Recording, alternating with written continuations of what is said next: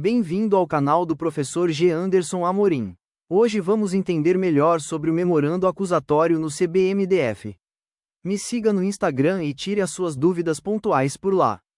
Conhecimento liberta. Como será que uma organização tão grande, e tão estruturada como o Corpo de Bombeiros lida com aquelas questões disciplinares internas, sabe? Aquelas mais do dia a dia, talvez mais simples. Será que tem um jeito de, acelerar esses processos sem perder a rigidez, a seriedade que precisa ter? Hoje a nossa conversa vai mergulhar justamente nisso aí. É um conjunto específico de procedimentos administrativos lá no Corpo de Bombeiros Militar do Distrito Federal, o CBMDF. O foco principal vai ser numa ferramenta que eles chamam de memorando acusatório. E tem duas versões, Uma que é a sumária e outra ainda mais rápida, a sumaríssima. E para a gente entender como isso funciona, vamos analisar dois documentos oficiais do próprio CBMDF. Primeiro, a portaria número 23, lá de setembro de 2023, que foi a que criou esses memorandos, e o segundo é a diretriz número 1, mais recente de 2024, que explica como tudo isso como deve tramitar dentro do sistema eletrônico deles, o CI. A nossa missão aqui, então, é tentar descomplicar esses memorandos, entender o que são, por que eles surgiram, e a gente imagina que foi para dar mais eficiência, para transgressões mais simples. E como eles funcionam na prática, principalmente essa integração com o sistema eletrônico. Ok, vamos lá tentar desembrulhar isso. Para começar, então, o que são exatamente esse memorando acusatório, o MA, e o memorando acusatório sumaríssimo, o MAS? Qual é a ideia por trás deles? Então, a portaria número 23, ela veio justamente para isso, criar um caminho mais rápido, mais célere, para apurar e também para julgar transgressões disciplinares que a própria norma define como de menor complexidade probatória. Ou seja, são aquelas situações onde, em tese, as provas já estão mais claras, sabe? Não precisa de uma investigação muito longa, muito complexa. A palavra-chave é essa mesmo, celeridade, agilidade. Entendi. E essa diferença no nome, sumário e sumaríssimo, isso tem um impacto real prático? Tem sim, e é bem importante. A diferença principal está no tipo de transgressão que cada um pode investigar. A portaria ela é bem específica nisso. O memorando acusatório, digamos o padrão, o MA, ele pode ser usado por uma lista até que considerável de infrações que estão lá no Regulamento Disciplinar do Exército, o RDE, que é tipo o código de conduta deles, Agora, o memorando acusatório sumaríssimo, o MAS, esse é bem mais restrito. Ele só serve para duas situações muito específicas do RDE, que a norma já parte do princípio que são de apuração ainda mais direta, mais simples. Os dois, claro, reforçam essa ideia da menor complexidade probatória, mas o sumaríssimo é para casos ainda mais, digamos, enxutos. Faz sentido? E quem é que tem autoridade para iniciar um procedimento desses? Qualquer chefe de setor pode fazer isso. A portaria define bem quem são as autoridades competentes para isso. A regra geral é que são os comandantes diretos, como os comandantes de grupamentos de bombeiro, militar, por exemplo. E também os titulares dos órgãos de direção, apoio e execução, sempre pensando nos militares que estão sob o comando direto deles. Mas, e esse é um ponto interessante, a norma também dá essa competência para as autoridades lá de cima. O comandante-geral, o controlador, o corregedor e o comandante operacional. Eles também podem instaurar esses memorandos olhando a corporação de forma mais ampla.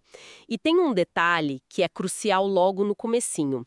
Antes mesmo de assinar o documento que abre o procedimento, a autoridade tem que fazer um contato prévio com a corregedoria. Esse contato é para duas coisas básicas. Primeiro, pegar o número único daquele processo e, segundo, informar ali os dados essenciais. Quem é o acusado, o que aconteceu, onde, quando. Funciona como um controle centralizado desde o primeiro instante, sabe? Para garantir que a corregedoria já saiba o que está começando a tramitar lá na ponta. Certo.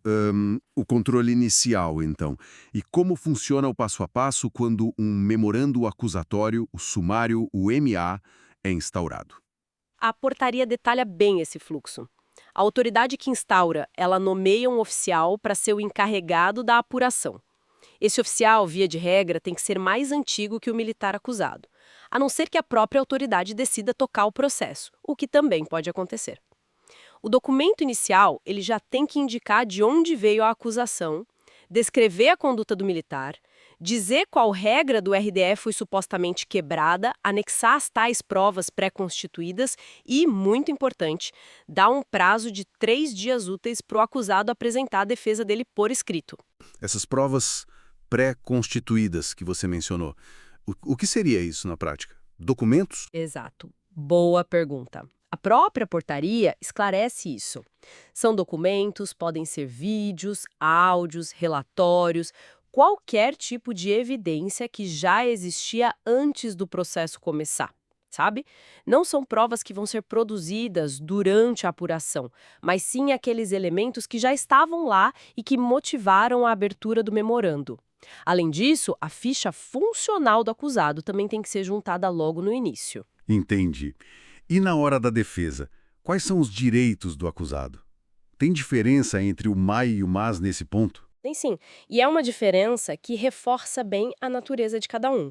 No memorando acusatório comum, o MA, o acusado pode apresentar as justificativas dele, contar a versão dos fatos, né? Pode também juntar documentos ou outras provas que ele tiver. E, um ponto bem relevante, ele pode indicar até 2 testemunhas para serem ouvidas. Já no memorando acusatório sumaríssimo, o processo é mais direto mesmo.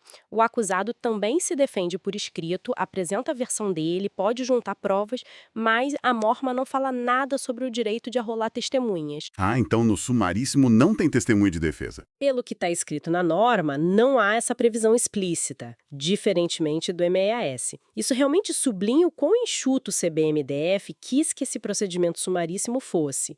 A presunção ali é que a prova documental que já existe para aqueles 2 casos específicos do MAS deve ser tão clara, tão direta, que o depoimento de testemunha se torna, na visão da norma, desnecessário. Claro, isso acelera muito mais, né? Mas pode gerar alguma discussão sobre a amplitude da defesa em casos que talvez fiquem ali no limite. Faz todo sentido. Agora, uma coisa que sempre gera dúvida em processos assim. E se o militar acusado, por algum motivo, não apresentar a defesa no prazo que foi dado? O processo para? Ele é arquivado? Não, de forma alguma. A portaria tem uma salvaguarda para isso que é bem interessante. Tanto no procedimento sumário, MA, quanto no sumaríssimo, MAS, se o acusado não se manifestar dentro do prazo, a autoridade que instaurou o processo é obrigada a nomear um defensor dativo. Um defensor dativo. Quem seria essa pessoa? Um advogado? Não necessariamente um advogado. Pode ser qualquer outro militar da unidade que esteja sob o comando daquela autoridade. Esse militar nomeado, então, terá 3 dias úteis para preparar e apresentar uma defesa escrita para aquele acusado. É uma garantia, né? Garante que sempre vai haver uma defesa registrada nos autos, mesmo que o próprio interessado escolha não participar ou perca o prazo. Entendi. Então a defesa é garantida de um jeito ou de outro. E depois que a defesa é apresentada, seja pelo próprio acusado ou pelo defensor dativo, o que acontece em seguida? Aí entra em cena o oficial encarregado da apuração. A função dele nesse momento é elaborar um relatório final. Esse relatório precisa ser fundamentado, ou seja, tem que analisar tudo que foi apurado e chegar a uma conclusão. Os prazos aqui também mostram aquela diferença de velocidade que a gente comentou. No MA, o encarregado tem 5 dias úteis para fazer esse relatório. Já no MAS, são só 3 dias úteis, é bem mais rápido. Esse relatório, então, é encaminhado para a autoridade que instaurou o processo. E essa autoridade, com o relatório em mãos, ela decide o que exatamente? Qual o poder de decisão dela? Ela tem a palavra final sobre o caso. E, de novo, os prazos são diferentes. 5 dias úteis para decidir no MAR e apenas 3 dias úteis no MAS. A decisão, que também tem que ser justificada, claro, pode ir por 2 caminhos principais. Ou ela aplica uma punição disciplinar, seguindo o que o RDE prevê para aquela infração específica, ou então ela determina o arquivamento do processo. Isso acontece se ela entender que a transgressão não ficou comprovada ou que existe alguma justificativa que seja aceitável. Ok. E se durante o processo, aquele caso que parecia simples de repente se mostra mais complicado? Ou se o militar é punido e não concorda, quer contestar a decisão? Quais são as opções? A portaria pensou nessas situações também. Se durante a apuração do MAI ou do MAS ficar claro que o caso é mais complexo do que parecia, que a tal menor complexidade probatória não se confirma, a autoridade pode, desde que justifique bem, encerrar o memorando e mandar o caso para quem tem competência para abrir um procedimento mais robusto, como uma sindicância, por exemplo.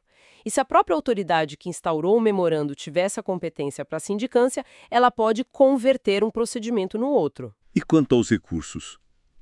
Se ele for punido, Se o militar receber uma punição, ele tem o direito de recorrer. O prazo é de 3 dias úteis para apresentar um recurso disciplinar. Esse recurso vai primeiro para a própria autoridade que aplicou a punição. Ela pode reconsiderar a decisão dela. Se ela mantiver, aí o recurso sobe na hierarquia, para a autoridade imediatamente superior, e pode ir subindo até chegar no comandante geral. Mas tem um limite, né? A norma fala em, no máximo, 3 instâncias de recurso dentro da corporação. Entendi, a escadinha do recurso. E você mencionou também uma tal de avocação. Isso. É uma figura interessante. A norma diz que o corregedor pode, a qualquer momento, se ele achar necessário e justificar o porquê, ele pode puxar o processo para a corregedoria e assumir a condução da apuração. É um mecanismo de controle, né? Uma forma de intervenção da corregedoria, caso ela identifique alguma irregularidade ou alguma necessidade específica naquele caso. Perfeito.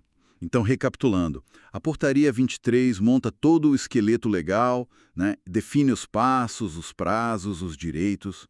Aí vem a diretriz 1, já de 2024, para dizer, ok, agora vamos fazer tudo isso funcionar no nosso sistema eletrônico, o SEI.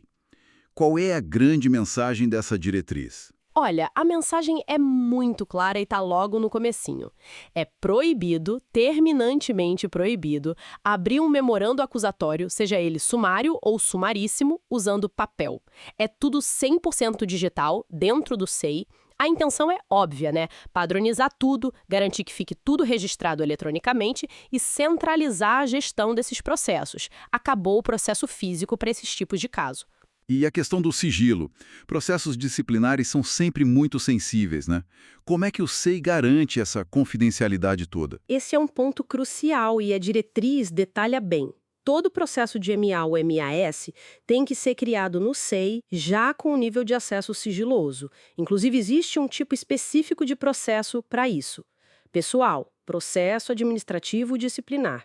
E esse sigilo tem que ser mantido durante toda a tramitação, sabe? Até que a decisão final se torne definitiva internamente, o que eles chamam de trânsito em julgado administrativo. E depois desse trânsito em julgado, o sigilo acaba. O sigilo, de certa forma, ele é relativizado, mas só para fins de arquivo. O cartório da corregedoria gera um PDF completo de todo o processo para fins de arquivamento histórico, e aí sim o processo original lá no SEI é marcado como concluído. Mas durante toda a apuração e a decisão, o acesso é super restrito. E como é que a corregedoria que fica lá no centro consegue acompanhar esses processos todos que estão sendo abertos em várias unidades diferentes ao mesmo tempo? A diretriz criou uns mecanismos de controle bem definidos para isso. O primeiro, que a gente já viu que estava na portaria, é a numeração única que a própria corregedoria dá para cada processo. Isso já centraliza. O segundo é um procedimento de controle bem no momento da criação do processo lá no SEI. Funciona mais ou menos assim. A unidade prepara o documento de instauração no sistema, mas antes da autoridade assinar digitalmente, essa unidade precisa liberar um acesso temporário àquele processo sigiloso para um militar específico lá do cartório da corregedoria. Esse militar entra no processo, confere, insere um número oficial no documento, salva e só então a autoridade local assina e o processo começa a tramitar oficialmente. É uma checagem na largada, sabe? Para garantir que tudo está sendo registrado e numerado direitinho desde o começo. Interessante esse controle já no início. E a diretriz também menciona o que não deve ser publicado nos boletins internos, né? O que fica fora. Exatamente. E isso é bem relevante para manter a discrição durante o processo. A diretriz estabelece que o ato que inicia o MA ou MAS, ele não é publicado em boletim.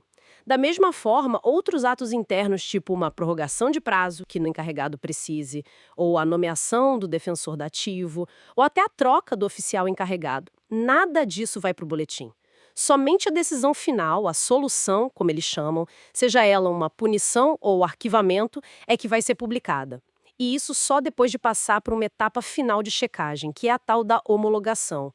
Preserva-se a imagem do militar durante a investigação, né? Certo. Vamos então aos detalhes mais práticos de usar o SEI para esses procedimentos, de acordo com a diretriz. Como funciona no dia a dia? A diretriz é bem prática nesse ponto, sim. A regra é: tudo tem que ser feito dentro do SEI e seguindo a ordem cronológica dos fatos, dos atos processuais. Se por acaso algum documento precisar ser assinado em papel, vamos imaginar que o militar se recusa a assinar algo eletronicamente. Esse papel é digitalizado e anexado ao processo SEI como um documento externo. Os originais físicos, nesse caso, ficam sob a guarda do encarregado e, no final, são enviados para a corregedoria para serem arquivados fisicamente lá. E se a prova for algo físico mesmo? Sei lá, um objeto, algo que não dá para anexar no SEI. A diretriz também pensou nisso.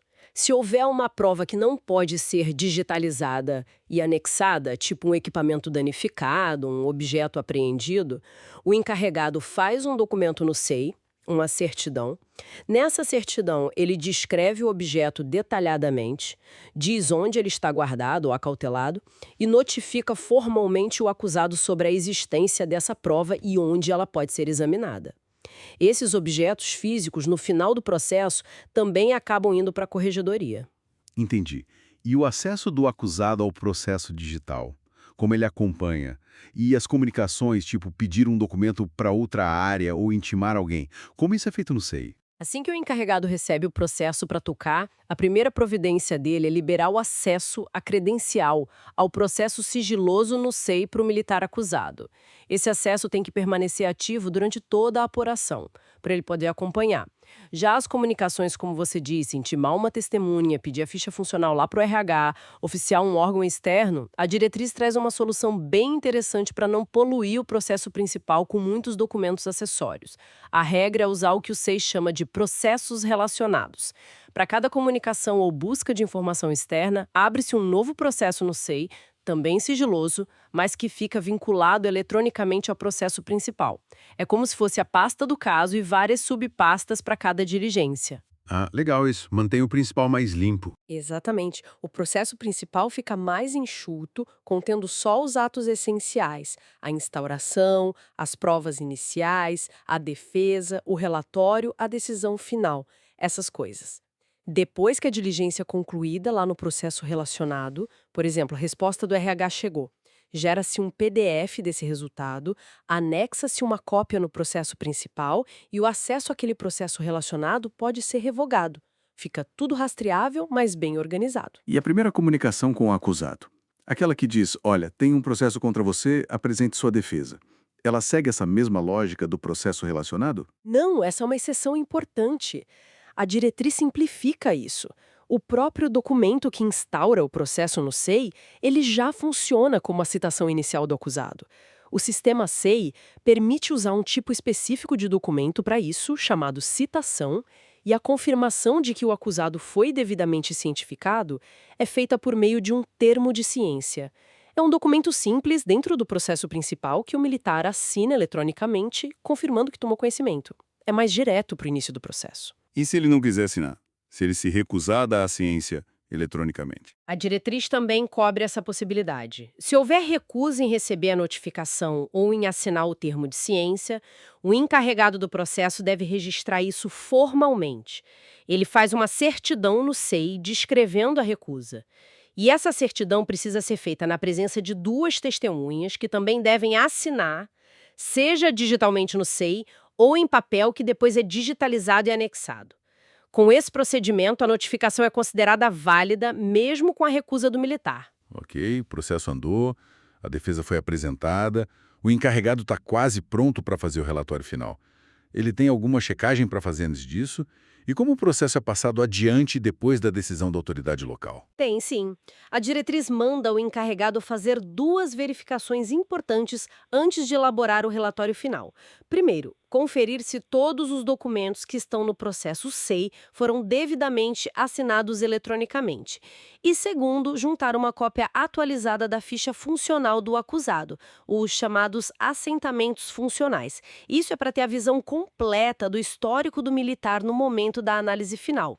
Depois que está tudo pronto, o relatório feito, a autoridade local já proferiu a sua decisão, a solução, a unidade tem que entrar em contato com a corregedoria ou com a assessoria jurídica do Comando Operacional, a ALJ com o MOP, dependendo de onde o militar está lotado. Esse contato é para pegar o nome ou a matrícula do militar específico que vai receber o processo eletrônico sigiloso lá no destino final para a etapa de homologação. Depois de enviar o processo pelo SEI, o encarregado e qualquer outra pessoa que teve acesso temporário devem usar uma função do sistema para renunciar ao acesso àquele processo. Renunciar. Pra quê? É uma medida de segurança e organização. Garante que quem já cumpriu sua parte no processo não continue com acesso indevido aos autos que agora seguirão para outra instância. Limpa os acessos, digamos assim. Entendi. O processo foi instruído, relatado, decidido pela autoridade que instaurou e agora foi enviado para a corregedoria ou para a Judicom? Acabou aí? Ainda não. Tem mais uma etapa importante, que foi introduzida pela diretriz, a homologação. O processo chega na corregedoria ou na Ajudicom justamente para ser analisado e, se for o caso, homologado. Homologado. O que isso significa na prática? É tipo um carimbo final? É mais do que um carimbo, funciona como um controle de qualidade final mesmo. O corregedor ou o comandante operacional ou alguém designado por eles vai dar uma olhada geral no processo. O objetivo é verificar se o procedimento seguiu todas as regras da Portaria 23 e da Diretriz 1224. Se estiver tudo certinho, tudo nos conformes, ele homologa a decisão que foi tomada lá na unidade de origem. Aí sim, essa decisão homologada é que vai ser publicada em boletim. E se não estiver tudo certo? Se encontrarem algum problema? Boa pergunta. Se durante essa análise eles encontrarem algum erro no processo, o que a norma chama de vício processual, o processo é devolvido para a unidade de origem e vai com a indicação clara do que precisa ser corrigido. A unidade tem que corrigir o erro, talvez refazer algum ato, dar uma nova decisão, e aí o processo volta para tentar a homologação novamente. E tem uma situação bem interessante prevista. Se o erro identificado estiver só na decisão final, na solução, e não no resto do processo, que correu direitinho, o corregedor ou o comandante operacional podem usar aquele poder de avocação que a gente já falou. Eles podem puxar a responsabilidade para si e dar uma nova decisão, uma decisão substitutiva, corrigindo o que eles acharam que estava errado na decisão original. Nesse caso de decisão substitutiva, só essa nova decisão é que é publicada. É uma forma de corrigir uma decisão considerada equivocada sem ter que mandar o processo todo de volta para refazer. Entendi. E essa etapa de homologação, ela vai existir para sempre? Ou é algo temporário? A diretriz estabeleceu um prazo inicial para a obrigatoriedade dessa homologação formal. Ela começou valendo por 6 meses, com a possibilidade de ser prorrogada por mais 6 meses. A ideia talvez fosse criar um período de adaptação, garantir que as unidades pegassem o jeito certo de fazer esses procedimentos. Depois desse período, no máximo um ano, o ato formal de homologar pode deixar de ser obrigatório para todos os casos. Ah, então pode acabar. O ato formal de homologação para todos os casos pode acabar, sim. Porém, mesmo que essa homologação formal e obrigatória cesse, a diretriz deixa claro 2 coisas. Primeiro, os processos concluídos ainda terão que ser enviados para a corregedoria ou para a Judicom, porque é por lá que a solução final será publicada em boletim. E segundo, mesmo sem a necessidade de homologar formalmente cada processo, essas autoridades superiores, corregedor e comandante operacional, mantêm o poder de avocar o processo a qualquer tempo se perceberem algum vício grave ou alguma inconsistência. Ou seja, o controle de legalidade continua existindo, mesmo que talvez não mais como uma etapa obrigatória em 100% dos casos. Entendi a lógica. E uma última dúvida nesse ponto. Se a decisão for substituída lá em cima, pelo corregedor ou pelo comandante operacional, e o militar quiser recorrer dessa nova decisão, ele recorre para quem? Volta para a autoridade original? Ótima pergunta, e a diretriz é clara quanto a isso. O recurso disciplinar é sempre dirigido a quem deu a última decisão válida no processo. Então, se a decisão original da unidade foi apenas homologada, o recurso do militar vai para essa autoridade da unidade que pode reconsiderar. Mas, se houve uma decisão substitutiva, dada pelo corregedor ou pelo comandante operacional, aí o recurso tem que ser dirigido diretamente a quem deu essa nova decisão, ou seja, ao próprio corregedor ou comandante operacional. É para eles que o militar vai pedir a reconsideração. Ufa, acho que percorremos todo o caminho, hein? Desde a criação dos memorandos acusatórios lá na Portaria 23, que foram pensados para dar mais agilidade para esses casos disciplinares mais simples, até a Diretriz 1 de 2024, que basicamente colocou tudo isso para rodar 100% dentro do sistema eletrônico SEI, com regras bem claras de sigilo, de como o processo anda e com controles importantes, né? Como a numeração centralizada e essa etapa de homologação. Interna para lidar com essas infrações de menor, digamos, menor potencial ofensivo disciplinar. O uso obrigatório do SEI é claramente a espinha dorsal disso tudo, buscando mais eficiência, rastreabilidade e também segurança da informação. E os procedimentos em si, mesmo sendo mais rápidos, especialmente o sumaríssimo, eles tentam, pelo menos na estrutura formal, preservar os pilares da defesa e do contraditório, ainda que de forma mais concisa. E a supervisão da corregedoria e do comando operacional, seja por aquele controle inicial na numeração, pela etapa de homologação, mesmo que ela se torne menos universal com o tempo, ou pela possibilidade constante de avocação, tudo isso mostra uma preocupação em manter um padrão de legalidade e de qualidade nas decisões em toda a corporação. Não deixar a coisa correr solta só porque é mais rápida. Então, no fundo, o que a gente tem aqui é uma adaptação, né? Uma adaptação da estrutura militar para responder de uma forma mais eficiente àquelas demandas disciplinares do dia a dia, as menos complexas, usando a tecnologia como uma aliada principal. Mas, ao mesmo tempo, sem abrir mão de mecanismos para tentar garantir que o processo seja feito corretamente, dentro das regras. É uma busca por equilíbrio, né? Entre a velocidade, a celeridade que eles tanto buscam e o devido processo legal interno. E pensando nisso tudo, nessa otimização para os casos menores, na digitalização total via SEI, fica uma reflexão, né? Qual será o próximo passo lógico na evolução desses processos administrativos em organizações assim tão hierárquicas? Até onde será que dá para simplificar sem correr o risco de uma análise superficial demais, mesmo em casos que parecem simples à primeira vista? E por outro lado, como garantir que a tecnologia sirva realmente para trazer mais justiça e transparência, e não só mais velocidade? Fica aí uma questão interessante para a gente continuar pensando e acompanhando.